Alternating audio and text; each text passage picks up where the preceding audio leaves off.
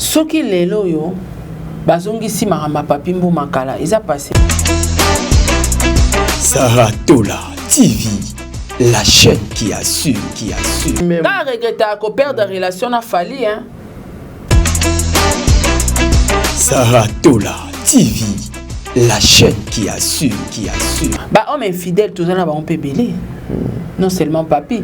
Papi, peut-être la mauvaise foi. Ils allaient qui a garçon, on a batchoko, on a su. Saratola TV, la chaîne qui assure. Il y a qui victime, il y a qu'on filmer, il y a qu'on piéger.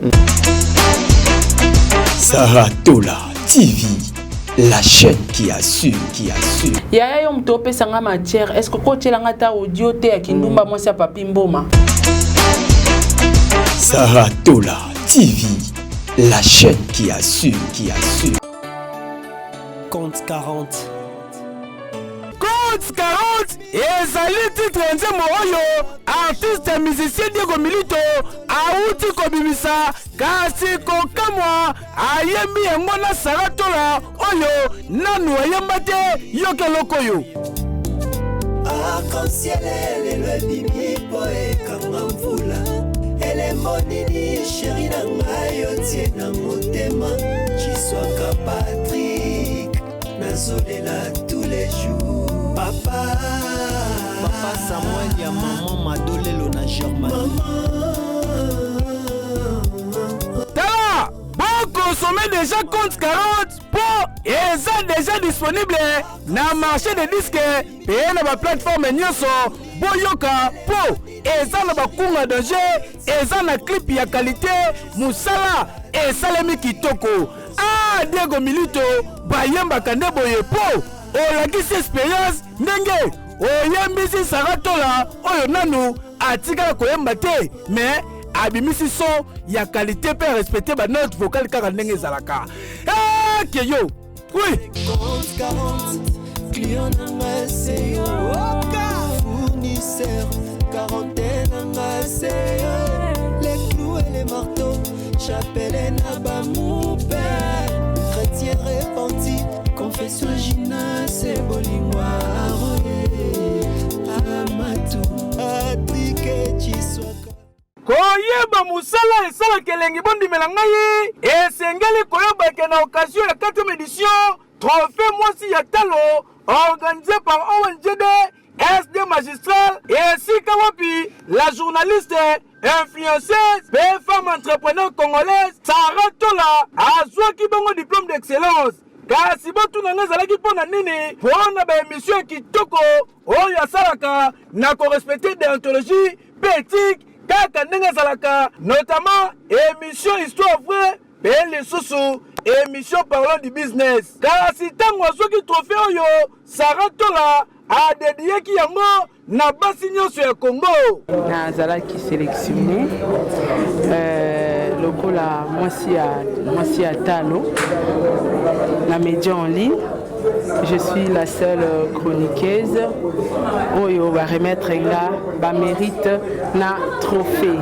Donc ça montre que même si on est dans le bêtise, même si on est dans les clashs, même si on est dans le buzz, mais il faut tous rappeler un côté positif na biso moko oyo peut-être ekoki kosunga yo lobito ekoki ko faire représenter quelque part au vandana ba grande personne avec les grandes dames de na vanda ile donc bokanisi esili tiens lokola azalaka na fondation ezali koporte kombo na ye Saratola mokolo ya dimanche 25 décembre 2022 akendaki bongo kofete Noël na baorphelin oyo bazalaka bongo na orphelinat amema situé na quartier 7 de commune ya Njili esika wapi mama ya bolingo ya motema malamu Saratola abinaki aliaki pe apasaki bamoma ya kitoko elongo na bana oyo bapara na bango batika mokili ya se kasi mutu akopesa bango affection azalaka te basepeli kofete na mama ambiance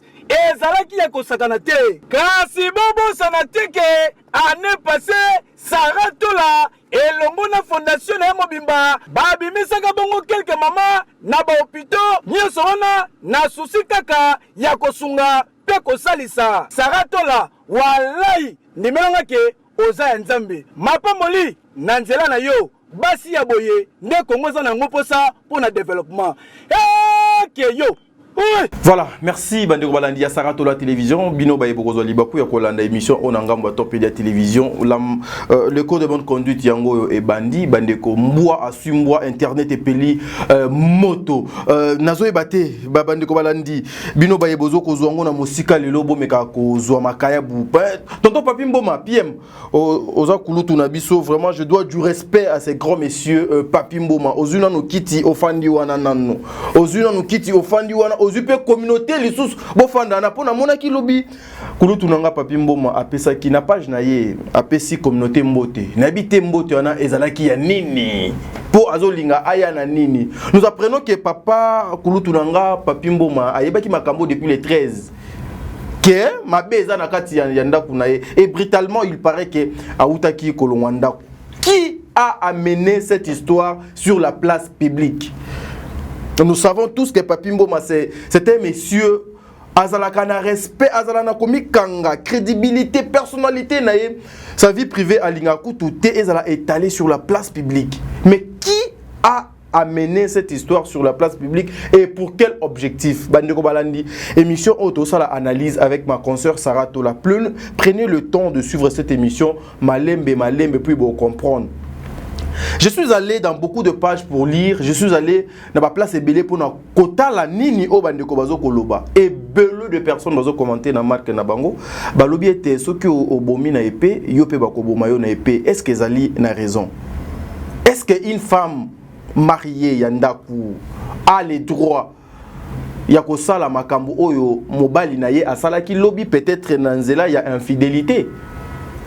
Bandeko Balandi eze belé moi liboke eza pena omoni attaque wana eza na ngoka justement 30-40 secondes pour na kolaksa bino couleur ya émission mais na kati makambo ya somo ezali. J'en profite pour dire un grand merci à ma mère fan, de mères abonnés. Je vous dis un grand merci président bébé, maman Nathalie Nana Mosibou, Angelos Karwan, Fatou Dokonti Makia la Kumba, Jenny Beta industriel Tatapo, FAP Kato, Sarah Lobby Madjabou deuxième édition ezo na makasi impossible balobi cette fois-ci bokoloba Fobobo Longola, Madjabou, Baza Batu, ya Banganga, ba magicien, ba occultiste, ba sataniste. Cherchez un autre nom pour notre Chawana. Juste, nous avons compris que derrière les enfants de Dieu, derrière Makamwa Malam, Onzambe, Azoko Sala, à travers couple Wana, Nde et Bele Bazo Lukaku étouffé parce que Bazoko Bunda, Namulili Namoui, parce que Bango Baza Lumière. Prenez votre temps, Bozala Kimia, parce que Makamwa Malam Wezali. Je dirais un grand merci aussi à Jenny Beta industriel, Sarah Pe Aloba qui Lisusuke Azali Oben Mbanda Kakuna, Akeko Banda Moussala côté Kuna. Nous attendons de bonnes choses. Un grand merci à maman Bijou Nketani, la femme de papa Jean-Pascal Leka, prendre guérison maman. Un grand merci à vous, un grand merci à papa, un grand merci à maman Zozo, la femme de papa Noema Vakala Nzinga, maman Deborah Lubanda Kilo Amera Calgary, maman Yvette Mbango, bonne guérison aussi à vous maman. Un grand merci aussi à Bertin Konde Babandeko Balandi, Nakosenga na réalisateur Nanga. Aujourd'hui, j'aimerais assez que la grande dame Sarah Tola à côté à un plateau na bafongolana nos caméras comme ça Sarah Tola va faire son entrée d'une façon Yakobanda émission Oyo Kulutu confrère Papi Mboma. En tout cas c'est grave ba audio Oyo et bimi awa ba audio o ezoko circuler awa makambo ezoko leka awa to éviter ezali pona objectif nini ezali pona intérêt nini maintenant senga na réalisateur opesa biso retour awa une façon ya kotala la télévision voilà et ça là quelque chose de bien. Merci beaucoup mon réalisateur pona mon salamala mon ozoko sala tongo alelo bandeko balandi boyende tozo banda émission mais moi je me pose des questions. L'objectif il y a babiloko tozo komona ezali nini nakanisi il y a une émission donc to lexaki awana maman Sarah a pesa ki ba 5 objectifs oyo ya YouTube et ya kanakati ya ba vie ya bato. Les réseaux sociaux en tout cas la communauté congolaise nous utilisons ça d'une manière abusive. Et so talipé bato ebele basala ka ba vidéo na réseaux sociaux eza ba congolais et bato pe ba bénéficier ka moins na réseaux sociaux eza kaka ba congolais parce que sur YouTube ici bande konanga il y a des nations où ba bénéficier ka des millions de milliers de dollars. Mais chez nous, ici, ceux qui foutent moi 10 000, moi 5 000, moi 2 000, moi 3 000 pour nous. Voilà. Madame Sarah fait son entrée, mais mesdames et messieurs, d'une façon, logiquement, moi, je devrais m'élever, mais bon, comprenez, c'est comme ça aujourd'hui qu'elle va entrer. En tout cas, les lois, c'est pas les kotara moi pour quoi. T'as dit que le babilo bela pour téléphone et là pas mal. Non, ça va, je vois, ben très bien habillé. Hein. Des cartes à l'intérieur. Mon rédacteur Tikala Nankakana, Madame Sarah, bien habillé. Hein. Merci beaucoup. Hein. Tu vas Dior. Hein. Dior, ouais. Net dans Dior, Ipasi dans Dior. Ah, donc, ok. Je suis dans les Dior et puis voilà. Ça, ce sont mes téléphones. Donc voilà. Ok. Ah là là là là. Voilà, merci. C'est frais. Jesus. Oh là là, mes téléphones. Oh, t'as dit. Sarah, mais aujourd'hui, apparemment, tu es venu avec. Mais réalisateur, aux autres, été pour attention, pour intention. T'as dit, oh là, tu es là, malongate. Non, mais. Ouais, t'as la valeur, t'es donc Zalawana. Donc, en tout cas, c'est pas gentil. Oh, il à comment bêta 12. Hein? Voilà. Bonjour, Sarah. Oui, bonjour, t'as dit. Bonne santé. Oui, ça va bien, de côté d'Ingalapa, ça va bien. Ça va bien par la grâce de Dieu. Nzamazo sala. Eh, Nzambo sama kasi on dirait apparemment Nzambe mikola ola la côté nanga. Ah OK. Ouais, Nzambo ola la côté nanga t'as dit.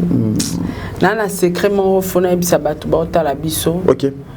Une opportunité d'affaires avec Travel Advantage. Vous aimez voyager, vous aimiez voyager en luxe avec des hôtels capables, des hôtels de valeur, 5 étoiles. Vous aimez voyager dans avion, dans business class, très bien, mais à un bas prix, un prix assez. Pour économiser, Travel Advantage est disponible pour vous. Très bien. Alors, Batunios tout baza intéressé na voyage, surtout au Kenya na vacances. Alors, Koka Moite Sarah, na moi oyo na kosala 5 à 6 voyages grâce à Travel Advantage. Et je vais réserver les hôtels de 5 étoiles à moins cher, le billet aussi. Alors, ils sont disponibles pour Nabatunios tout. Très bien. Yom Toza intéressé, juste un lien émission Nabiso, juste une barre à description. Tu verras le lien Isawana à travers l'Advantage. Très bien. Tu as les souscriptions à 19 € seulement. Aujourd'hui, accès y a Travel Advantage. Au Kosa la réservation anytime partout dans le monde. Ozana poto lingoya qui chasse ola la hôtel à luxe, ola la cité du fleuve, hôtel du fleuve 5 étoiles. Alors Travel Advantage et Zawana au réservé chambre nayo na prix à mouké. Au réservé billet na yo poya Congo na prix à mouké. Yo pe mutoza na Congo. Au réservé billet na Lubumbashi na Mbandaka. Eza monde entier eza na limite té.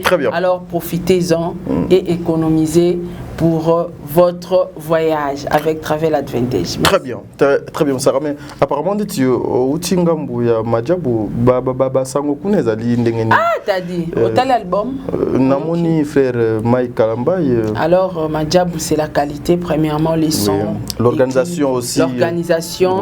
Donc, Banda Congo et Banda Namoni label et Kokaina Majabu. Non seulement parce que je travaille là-bas, mais la vérité à Makambu t'a dit, depuis Congo et Zala Congo, depuis le producteur Bazana Mbokoyo, je n'ai jamais vu un label comme Majabu Gospel. Majabu Gospel, c'est la qualité. Tara Kolo Nango Lucifer, c'est la qualité. Ouais, le meilleur Lucifer du monde. Le Seigneur Jésus-Christ. Ouais, c'est lui le meilleur Lucifer. Mais tu vas y les grands magiciens, en plus. Mais même les serviteurs de Dieu, les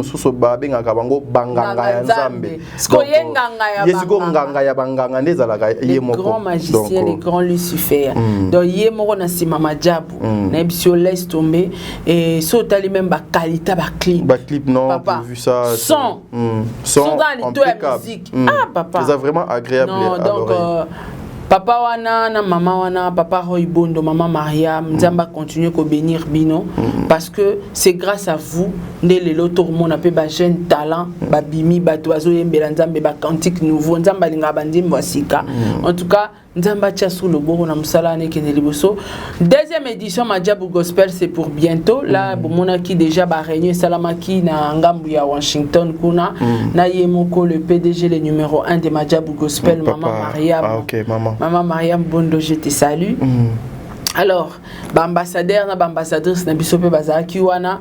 Donc, dans peu de temps. Bananzambe Borosepela. Très bien. Dans peu de temps. Merci beaucoup. C'est pour la gloire de Dieu que nous serons là, justement, une façon, Yako, Yamemelabino Makambo, Bolingaka Mingi, Mama Sarato là. Nazarason a lati moi bien à Ravantar.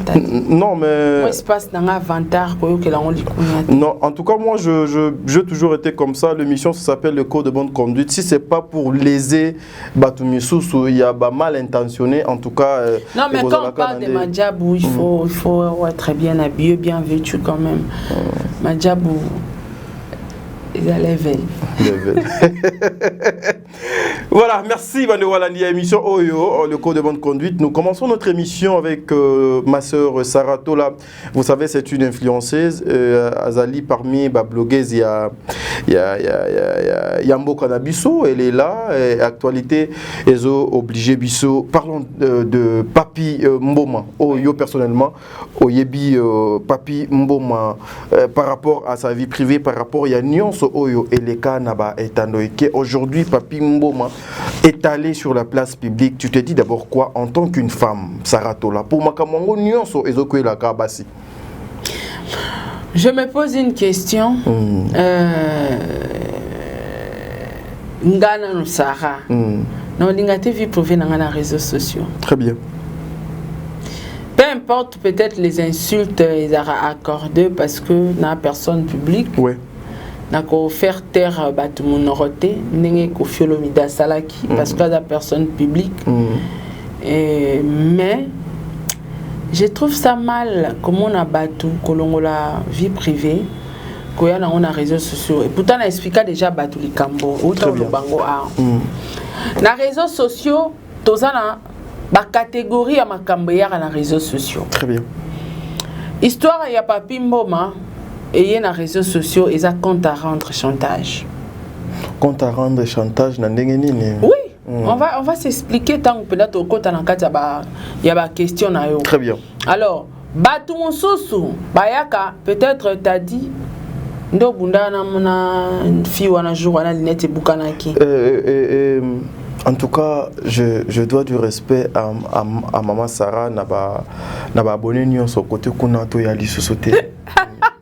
Donc voilà batu babili ya solo bazo comprendre ngo mal na ebisio bazo comprendre ngo mal. Franchement des fois il faut boyer bara façon ya batune basara musala.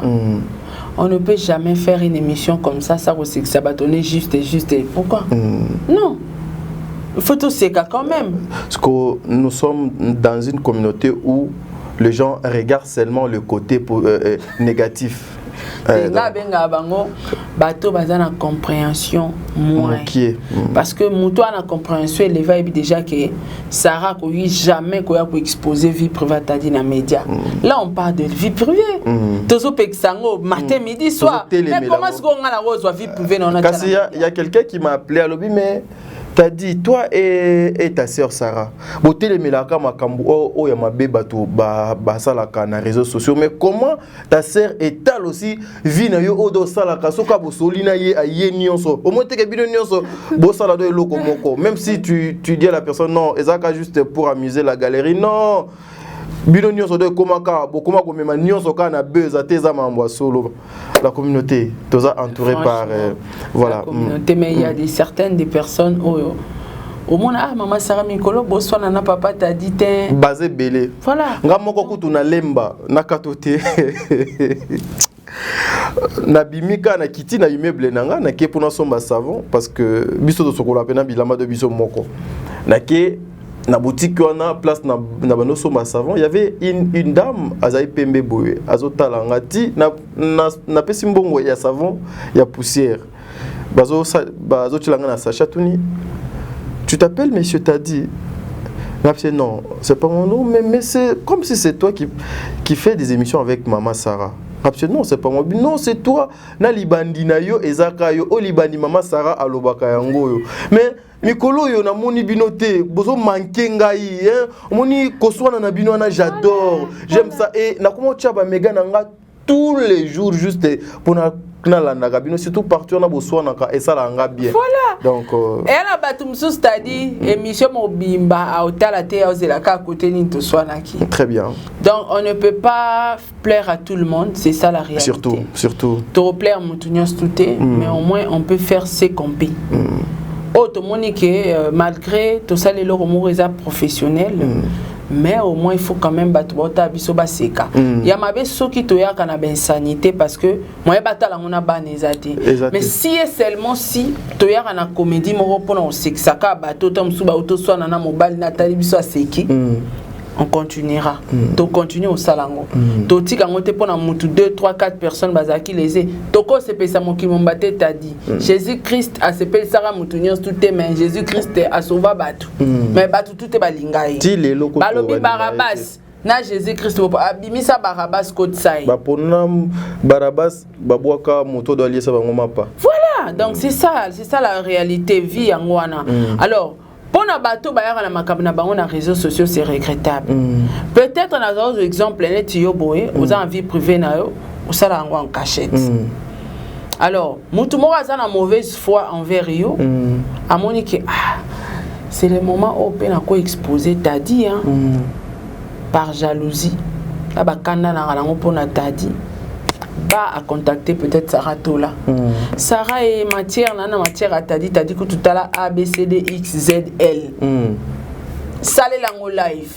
Ba le rap Sarah Zarana moi communauté na ya batu na démarrer live. T'as dit a uto bundana moi si na écoute na minute t'as dit le wana ndaku na ya comme vanda. Hôtel. Communauté juango en considération. Sans pour autant de fois sans vérifier. Dans la communauté mobimba t'as dit. Tozonga na sisha ça y est côté kamoté. On a deuxième émission. To fan de la on a bena émission. Dans la communauté à battu. Babo sani que chantage existe. On a ça que ba vie privée zo na réseau sociaux toi on a dévolé. Toi on a volé chantage. On comprend. Toi on a volé chantage. Toi on a volé à monter mamabe. Jalousie, règlement de compte, injustice. Surtout règlement de compte. Dans la manique où tu ko sambusa Cindy awa. Mais avant de pas l'aise da plateau zolo bake, botika ko finga Cindy. Ah. Banani ba fingi Cindy. Yé moko. Yé mom to fingi. Oh, ezalaki ka ndenge ezaka deka ba oswana, o ya lobby o pas lobby. Est-ce que vous oswana na Cindy?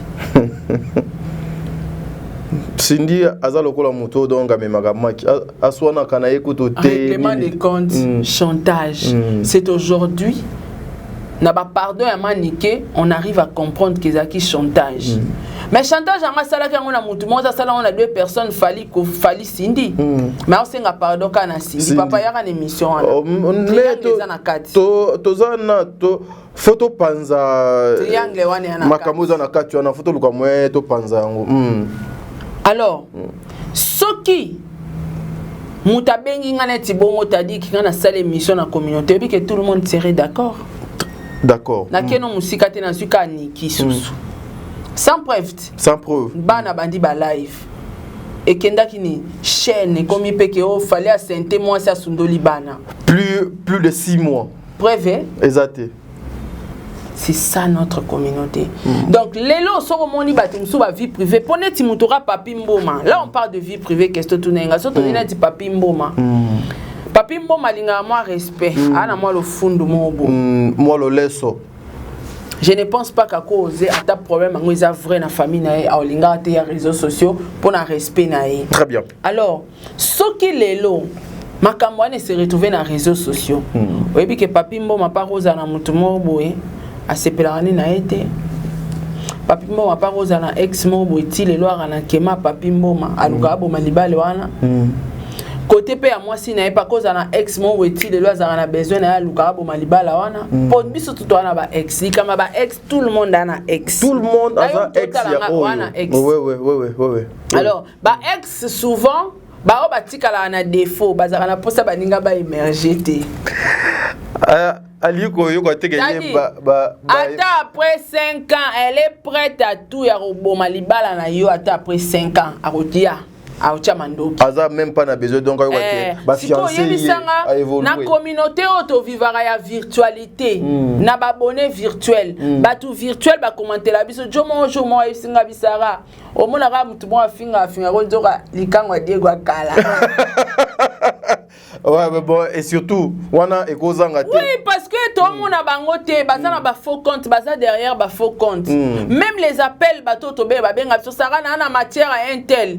Ngaba matière musuna koma na yoki na suka na ngabi mama na yoki et puis aka ba preuve bon na sala émission. Preuve ezate automatiquement eza chantage. Donc mututu ayeba déjà que place on a que osala sara chantage déjà YouTube, les réseaux sociaux a robenga n'importe comment. Apesio matière oyo ozana ngwata na profiter mais basaleli ngo ba live comme les cas de Papi Mboma la seconde et puis même na ba page sans vérifier bazo poster bi kenga on a posté mamba Papi Mboma te yango nga pena kamwa ki je me suis dit yo ozana ngambo ya Papi Mboma to so zongi na mamba sai to sala émission une fois au mona na sala ngo live on va parler de ça donc au mona que communauté moko baza prête ya ko sala batu chantage mais baza prête à ko vérifier information boza ba meilleure page boza ba meilleure chaîne ba meilleur journal bo benga Papi Mboma appelez PM vieux est-ce que loko eza vrai au moninga za page polémique batu batalanga ce que eza faux na za prête à ko démentir information très bien tango monina nous ba preuve eza palpable été mais arrêtez quand même ya ko humilier couple wana sans cause comme ça. On se comprend, t'as dit. Donc, makambo to mona ranenga utolo ba peut-être ba to ba condamner Papi Mboma to mo asina etam su bango mbale bana bango ba victime ya scandale moro ya jalousie to ya haine to ya compte à rendre o ba benga ki bande kwa ba YouTube bango ba kufela mingi matière. Banda matière webi ki ba bonga ka te. Tisiko rien. Rien du tout. Baka na matière. Très bien. Mais bazo bossa na ke matière, on peut faire les matières mais professionnellement ngana auto sala matière moko scandale la famille abatu pour ne porter un préjudice parce que do salengo d'une oui ko début na qui menacer tu sais mais pourquoi pas contacter nga isusu parce que tala ga muto atinde batu ba menacer nga komelinga o Sarah en tout cas félicitations ba preuve na nga pa nga bi à la fin tu vois na yambi musali munene nzambe o ebani prise kalolenga puis bango ya ba dossier omoni mambasaka na TikTok na YouTube na Facebook la plupart la majorité na basendi tozana bango mais oui Instagram musenza kota ate baza mokie beaucoup na po batalo faux la penda star bayaka te na mdeza la kana loyenge bata mafinga te kuna mafinga epesa abonné te kuna faux la TikTok penande mafinga ne pesa kuna faux la star parce que eza sujet mon na uti na Instagram place ba star batata po banani mais aponi asana saratola tanga poni ça nanga oyebi ke mbali boso na sa live na Instagram na koma na 1000 et quelques personnes na tel penga bi na personnalité Instagram est à la moi kilo so commis déjà 1000 et quelques félicitations moi Instagram est à kilo même pour avoir les abonnés c'est difficile ba live nangeza la ka ba 10 12 personnes et puis il faut oloba makambo ils ont intéressé batu mais apparemment na yambai muto azana notoriété makasi na Instagram azape musai na nzambe reconnu yena ndekone ba oswana na kati Instagram et pesenga et ba selinga 3000 abonnés na jour mon côté mais na minute à live ba abonné ba on na sepela ki pe na sœur ngo elle et puis batu ba comment s'il vous plaît parlez en français. Na salle fort et poser ma question en français, il y a répondre en français, et mon avis c'est bilingue, so il y a répondre en français, ngazu français, on a retraduit on a le bien reçu na lingala pour na communauté mususu. Donc c'était exact kitoko. Mais pas tous les lots plus basé ka matière et quotidien. Mais matière vérifiée. Or biso mo sala na biso c'est aller chercher traiter matière vérifiée diffuser ngai sujet wana na landa ki ngo patata po na pese mbote ma grande sœur chérie na landa sujet wana patata po mais pourquoi pas nga pe na ba kande na landi tata po na ba information ko kate na kota ngo ka matière non na publier na Instagram live ce soir et bien dit mon pépé tanga moni live ce soir ayemba moko a contacter nga non madame Sarah je suis prise kalolenga ngande oyo naza insulté sur Instagram. J'ai à te parler, na expliquer pour permettre au ça la live na au mien. Très bien. Expliquer na yo ki aselinga ba audio. Ngabi oui, je peux faire l'émission. Mais ça serait mieux que yo moko oya ko se défendre par rapport il y a problème. Voilà.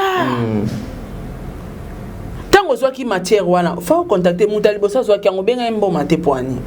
Papi mbo mata matière mo yelinga yango. Et puis azalane très trop ouvert avec tout le monde. Tant que zwa no actualité on zwa na yo actualité wana nga pesa wango parce que yo muto bayeli yo likambo yango, vous comprenez. Alors, tant que le barato meka ko bongisa moi musala ngo, mais bon. On ne peut pas obliger à tout le monde de faire mieux. Mais on a dit que Moussala on a considération à ça bien. Parce que tant que ça bien, bah contraire, bah publicité ya banzala bosala wana ils a contraté. Très bien. Quand on parle de contrat, on voit un grand label comme Madjabou Gospel a signé au papier net un contrat dans à vie. Ah yo à vie hein. Et en tout cas à vie. On signé penda à vie. Ngana na contrat na à vie. Très bien. Ce que pour ba grande marque wana ko kantate po ndo mona basa ba publicité na basana ba descend. Ko la note au mona chaîne moi monene sali ba publicité 4 la 4 yo ngokufa. Sana descend. Ce que tam sungai na la publicité moko na ba Jabu Gospel. Na biso sukaina. Vous comprenez? Donc même pour la grande marque va contacter il faut ba mon ata moi intelligence. Moi qui monte moi humanisme. Moi éthique pesa na kati quoi. Tadio ebingai lelo ka pona ba matière. Soki nazara lokoso ya mbongo. Nazara na humanisme te mais na koma majabu te. Ah oui hein. Po koza contrat na majabu na kokoma majabu. Il y a des choses différentes, ouais. Net contrat, il y a saison, deuxième saison. Déjà comme on est là. Ah, voilà, merci. Tout pas champagne. Net na deuxième saison, bon, batu ba ozo contrat parce que toi on a besoin de quelques personnes ba promouvoir la belle. Batu ba ozo contrat, ba signer na bango, ba ozo pe cacher na bango, ya kitoko makasi. Très bien. Mais ce qu'on kozalande majabu, net ngana za majabu. Yokoma majabu naza contraté naza kanga mon le sang majabu donc kati nanga makila majabu on se comprendre ce que yebisanga pona zala majabu pona j'avais un contrat mais naza majabu te mais pona zala majabu esenga nga mutu azwanga na liboko akomisanga majabu qui est cette personne ngande fona tuna question tatapo FAP4. Sko tunanga nini balinga bazangisa nga lola likola bisenga mokili. Oyebi lola ngo banga bazangisa nga ndeni. Ndenge ni mo bana. Ndenge bele bazanga lola. Pona bisenga mokili. Nagala mutu mwasi moko Muscovich Arakovo bo ara po mamutu. Ayaka na bando sele ba publicité mafuta. Oh. Amona nga pe na sala la publicité majabu. Nzoka yaza na ba problème na tatapo. Ngana ebité.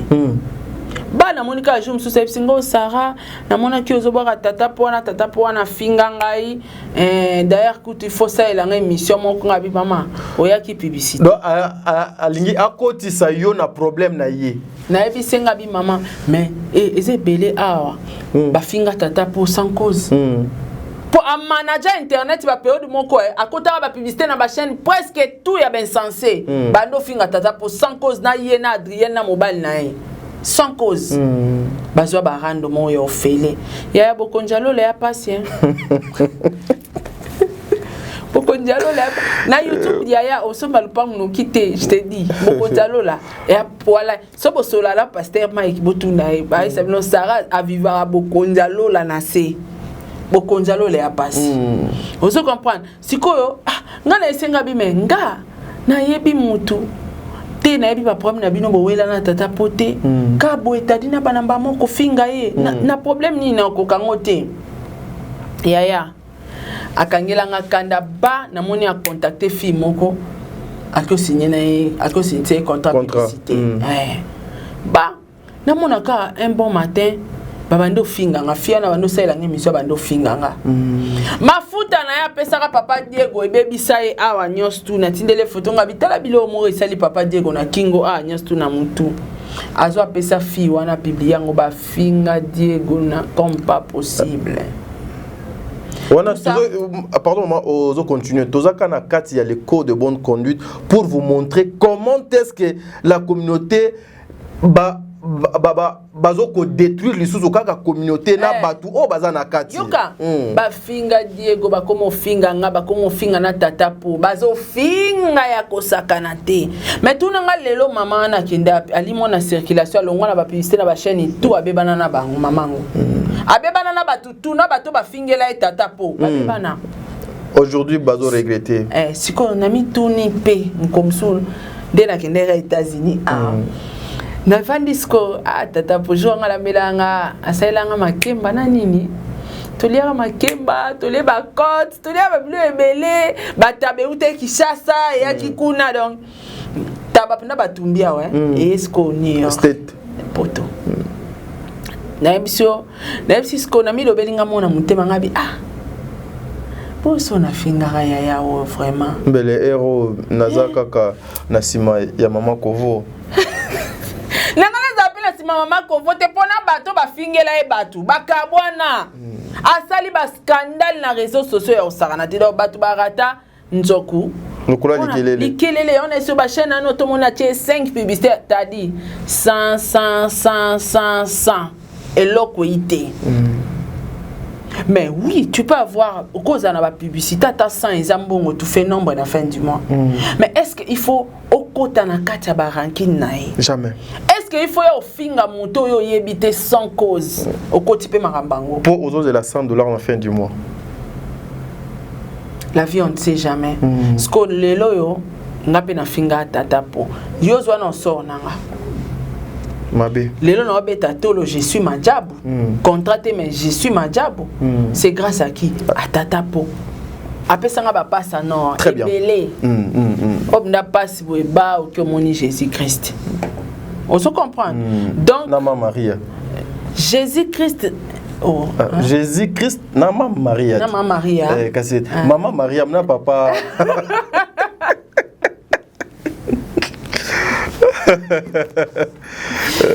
Donc, c'est-à-dire, na pese exemple pour nous le banabatu, salara maram pour nous. Ko salara maram te pour se pelisa batu. O se pelisa batu lelo, mais ba conséquence na ngolobi. Ou quoi assumer. Là, c'est tout le monde qui veut travailler à ma job. Vous allez travailler. Na ressemble la bino. Tout ça la prière ngai de mère et puis era. Tout ça les prières et pas maman Maria. Tout ça la tout méganan. Mais Ezara Coco mandé ma job. Très bien. Mais Sarah, je te dis parce que il y a ma job. So bacheli au contrat. Na Coco ma job te faut boya contrat. Ngai na boya contrat. Faut boya ma job. Faut boya contrat. Faut boya. Donc au somona exemple on a nyos tout au pe na pesi yango pourquoi pour on talisa batu que batu baza prête à ko salir batu sans cause. Sans cause oui. Boye banité asala o mabete mais mutu mo bengo kazwa $100 finga Sarah. Des fois peut-être 100 et belé 50. Au moins il peut muta fongoli caméra. Par là na zongeli na histoire à Papi Mboma. Neti Papi Mboma muto ya bengi a pesi histoire batu babandi ba live. Est-ce que vous avez ba preuve? Mais nazo continue na compléter yo eza na ndeko na biso mo ya mwasi aza peka to benga eka chroniqueuse aza libanda je vu elle a expliqué ndenge nini makambwana e banda mwasi ya Papi Mboma. Est-ce qu'aza tout ce qu'elle est en train de rencontrer est-ce qu'il y a de preuves t'as dit alobi aza Amina bango papa nalanda ki yango soka bela Papi Mboma na minute yo azasu na ndaku na ete. La femme a commencé, il y a trompé il y a longtemps. Ces messieurs travaillent dans une banque de la place à Wanakin. Papa ça sur ma preuve. C'est important. Ou bien ils ont chantage. Ou bien ça chantage t'as dit. Des aboutos ça analyse à PM. Ou bien ils ont chantage. Où sont les preuves? Ce qui est un chantage, c'est chantage na niveau nini ça. Chantage na niveau nini, autre exemple. Très bien. Mutumo alingara na yote. amoni occasion moko pona ye ya osaliri yo akobenga mutu mo azali banda.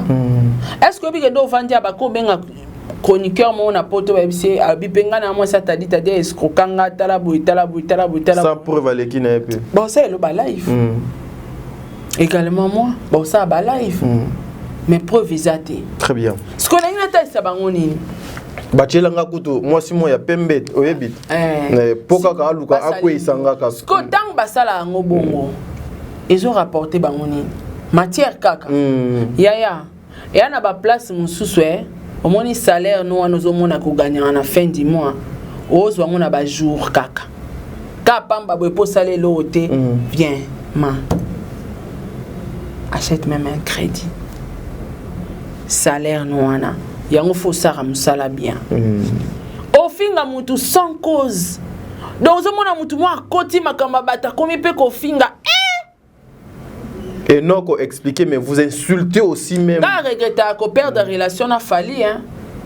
Na musique na te, mais je regrette beaucoup. Parce qu'il y a une place mususuke. Naebi maman Léanda Badi, naebi famille présidentielle na Gabon. Pour na fali. Na liambon walea wana pour na fali. Okay. Mais ce qu'on a ba business na ngana salara na eba que son na sala bien na fali.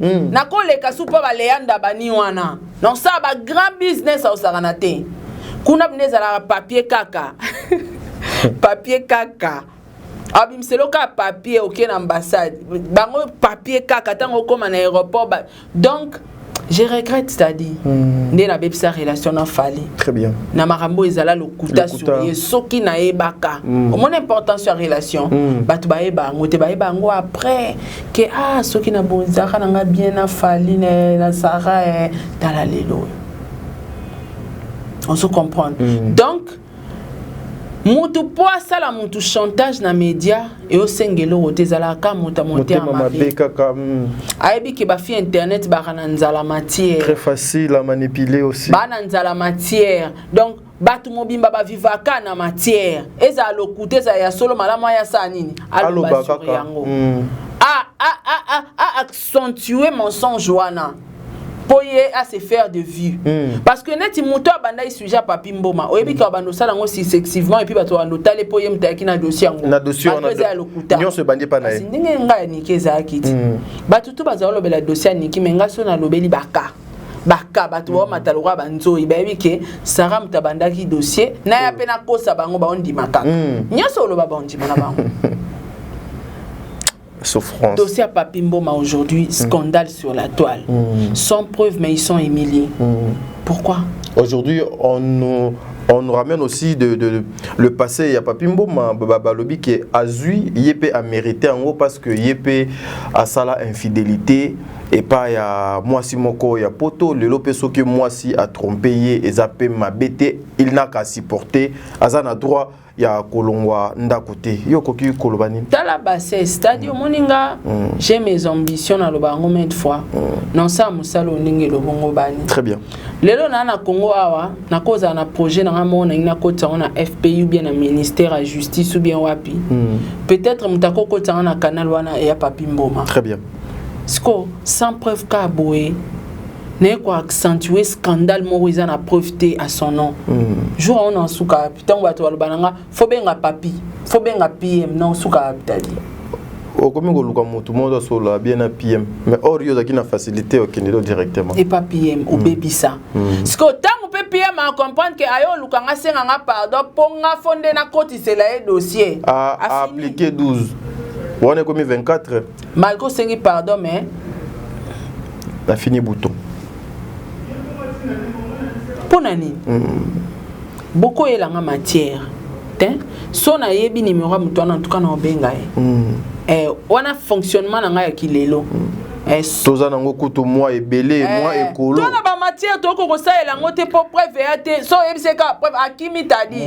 Moi ekolo toza nango moi ekolo to ki pa kango lisute. Akimi oyate. Bino boya rabo pesa biso ba matière tozo ba rando tozo be banana batu na ba matière ngo pe likona ngo zoza na ba preuve te. Mais non. Mais non. Si aujourd'hui admettons que Papi Mboma et sa femme Makamo Bazo Loba Eza Solo Bakabwani etali nani sur la place publique. Etali Moutouté. Ça concerne personne. Personne.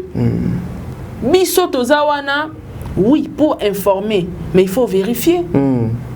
Matière ya papimbo mababia bimina ndakunae. Ya yo mtope sanga matière. Est-ce que koche langata audio te ya kindumba moi sa papimbo ma? Pour tant besoin accuser mutu d'infidélité t'as dit. Il faut avoir aussi de preuves. De preuves, oui. Eh. Namoni ata kindumba moi sa papimbo mate ata audio, ata capture au ba montara ya montage tout de suite. Si koka boteur on dit que moi si wana ça infidélité nandaka papimbo ma. Depuis kala, depuis 2019. C'est que sur ça là depuis 2019 babé za moi si ex na enda bimisi yango. Ce que moi c'est ex yo moto au découvert qui a c'est-à-dire aux ana ba preuve wana ba capture ba audio biso surtout nde ba audio na ba capture c'est ce que nous attendons ça que le moko hein soko moni bato ba bimisi dossier mon na réseaux sociaux que audio na capture ezate chantage pour déjà nga mutu na kangi infidélité wana na téléphone na mobile nanga c'est que na kangi ba on a ba audio ou bien na ba message ba photo vidéo mama pesa biso siko yozo yaka na munoko ke moi ça papi mbo matile la continue ko mana ex nanga et bon so que ça jalousie so les mensonge qui va croire à ça. Et puis non papi mboma alanda moi si on a pour mbongo mais mbongo ngo ora que na ozoe pas ya mobali mususu. C'est trop vulgaire ça en fait. Ça n'a pas de sens. Commissaire en matière.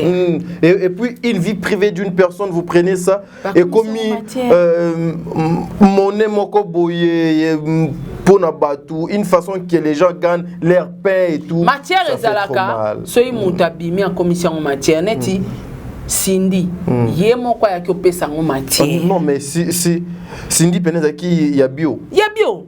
Siko oyo papimbo mana mwasi na to ebi état bazana on a parlé te to ebi atmosphère te mais ba belle famille na bango ba oyo kama na réseaux sociaux o bango mona ba bengi bango te mais bazana ba moni ngo na réseaux sociaux makasi pe ya ko ya koleka na émission ezate za ko ridiculiser famille et où tu wapi mais tout monde qui peut lobby papimbo ma trop à l'aise na émission na hier na écoute ko commenter bazoba musuba bien tala o ya ekozwa matière o nga iso na posa matière na posta katala même ko posta na tika le poster te parce que na mona ki yango non sens to ebi ke to na bazoba na YouTube bo sala ta effort ba pesio matière singa preuve boye eza ko humilier couple ya batu sans cause.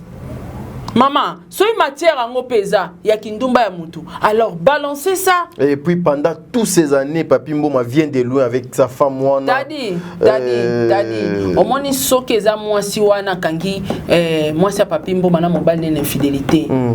Ti a pesa matière, anga pesa na ba audio. Na ba vidéo na nyo solo. Biso sali ba dossier be na nyo solo qui donc a publié. En tout cas donc to be yango ezali. Anga pesa. Et puis audio linga bando bima comment ça fait déjà combien de jours où sont les audios? Eza na noté. Non. Eza peut-être disponible été bazongi là-bas. Non, t'as dit toyebani t'as dit tika. Ba pesa biso nyonso. Yonde sikoyo posa la matière. De tout chaka. Eloko mokie ozoli yango. Musikate. Dossier à moi mulopo.